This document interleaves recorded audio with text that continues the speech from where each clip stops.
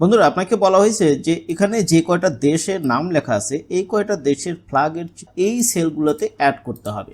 তো নর্মালি যদি এরকম কোনো কেস হয়, যদি কোনো ইমেজ অ্যাড করতে হয়, তাহলে সেক্ষেত্রে আমরা গুগল থেকে সার্চ করে এরকম ফ্ল্যাগ নিয়ে আসার পর এই সেলগুলোতে আমরা ইনসার্ট করি। বাট আজকে আমি দেখাবো যে না, যখন একটা দেশের ন্যাশনাল ফ্ল্যাগকে অ্যাড করতে বলা হবে তখন সেই জিনিসটা এক্সেলে খুব সহজেই করা যায়। তো চলুন আমি দেখবো আজকে যে কীভাবে এই জিনিসটা করা যায়। সো এখানে আমরা এই জিনিসটাকে পুরোটাকে সিলেক্ট করব। সিলেক্ট করার পরে আমরা এই টাটা ট্যাবে আসবো। টাটা ট্যাবে আসার পরে এই যে এখানে দেখবেন এরকম একটা চিহ্ন থাকবে, স্টক কারেন্সি এরকম একটা চিহ্ন থাকবে। এখান থেকে আপনারা চলে আসবেন এই যে এই জিওগ্রাফিতে আগে এটাকে কনভার্ট করে দেবেন।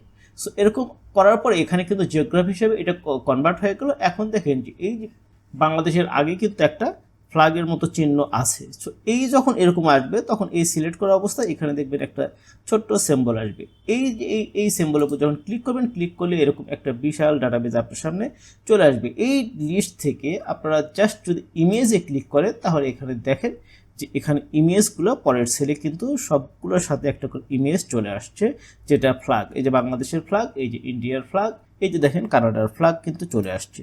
এই জিনিসগুলো কিন্তু খুব সহজেই এক্সেলে করা যায়। সো এরকম আরও এক্সাইটিং কিছু ট্রিক্স পেতে আমার চ্যানেলটা সাবস্ক্রাইব করবেন এবং আমাদের সাথেই থাকবেন।